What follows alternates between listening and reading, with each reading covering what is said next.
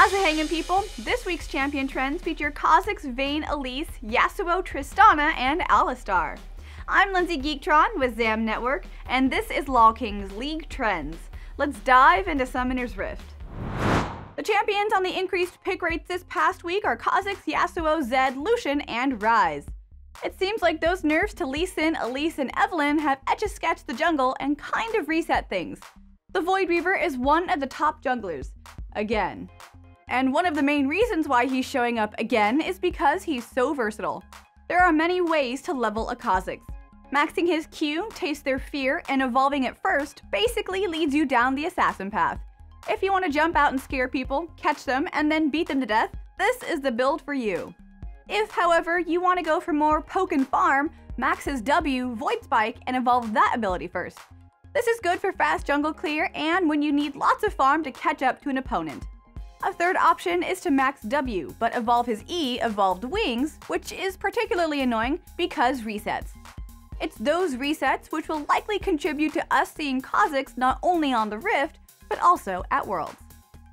Decreased pick rates this week include Vayne, Ahri, Morgana, Shyvana, and Udyr. It feels like no matter what Rito does, Vayne just can't compete with the top carries in the current meta. If you have a weak early game, it's difficult to be viable against champs like Tristana and Kog'Maw. The Night Hunter has low auto attack range, and her abilities have stunted range as well. She also doesn't have any wave clear. Add all of that together and you get a champion that's simply outplayed in the early game. Hopefully at some point she'll get a Bork and then she'll be able to split push, something she does very well. Vayne also excels at killing tanks with her true percentage health damage, which then helps her to scale. We might see some Vayne in competitive play with lane swaps to mask her weak early game, but she'll most likely be that kid who's last picked for 5th grade dodgeball. Gosh, I know those feels. Increased win rates this week list Gnar up first, while Galio, Kennen, Karthus, and Elise follow up. Not even nerfs can keep this arachnid down for long. Elise is still a super solid jungler that comes with a MacGyver-like kit. This kit has high damage, crowd control, and fast objective clear. She can easily sneak in a dragon kill, and if she has a partner or two, can take down Baron fairly quickly. You can build her tanky with an Ancient Golem, but if you need to, a Spectral Wraith will give her some heavy damage. And she is one of the few junglers that can still apply immense early game pressure.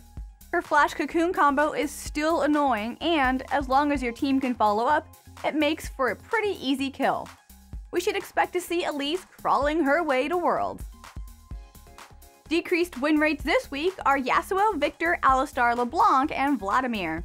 The Unforgiven was seen harassing the mid lane for the most of Season 4. He was a solid champ that can deal well with many other popular mid laners. But lately, the meta has shifted to a rise in assassins like Zed and Talon, which can stand up to Yasuo rather well. The assassins basically keep the Unforgiven from snowballing into that split pusher we all know and love. Another recent trend of Rise top also makes life hard. If Yasuo can get past the laning phase with a static shiv and an IE, the 90% crit chance will help make up for a rough early game. Yasuo does require a team comp built around him since he can only use his ultimate with knockups. Without enough setup for last breath in a team comp, he won't be very useful in teamfights and will have to resort to split pushing. It's still likely we'll see him occasionally on the road to Worlds. Increased ban rates this week are Tristana, Kha'Zix, Zed, Nidalee, and Talon. The Megling Gunner has been all over the Rift for the majority of Season 4. And after the playoffs at PAX Prime, she has the highest win rate out of any AD carry during those games. Depending on her support, Tristana has a very strong laning phase and kill potential. She scales well because as she levels, her range increases on her auto attacks and abilities. I mean, at level 18, she has a 90% attack speed steroid and a 703 max range auto attack. Fun! But she's not all sunshine and rainbows. Her mid-game is relatively weaker and can be exploited. Corki and Kog'Maw do particularly well against Tristana, as any good poke will keep her in line. Along with Kog and Lucian, expect to see her rocket jump at Worlds. Finally, decreased ban rates this week list Alistar, Kassadin, Rengar, Maokai, and Gnar. After what appeared like a small nerf, Alistar has all been shut out of top lane. Since he can't auto during his combo, his trades have been weakened big time.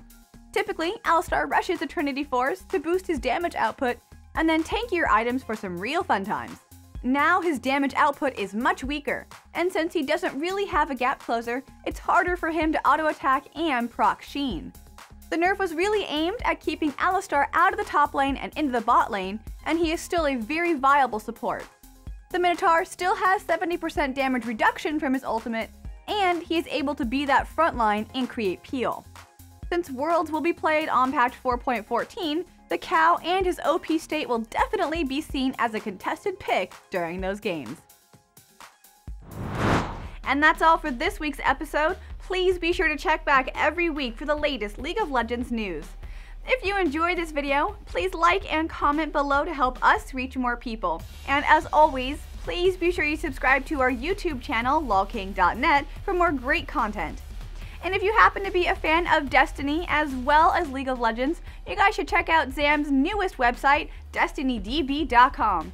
It's got leaderboards, it's got match history. It's basically like LolKing but with Destiny. Check out the link below and let us know what you guys think of our newest site.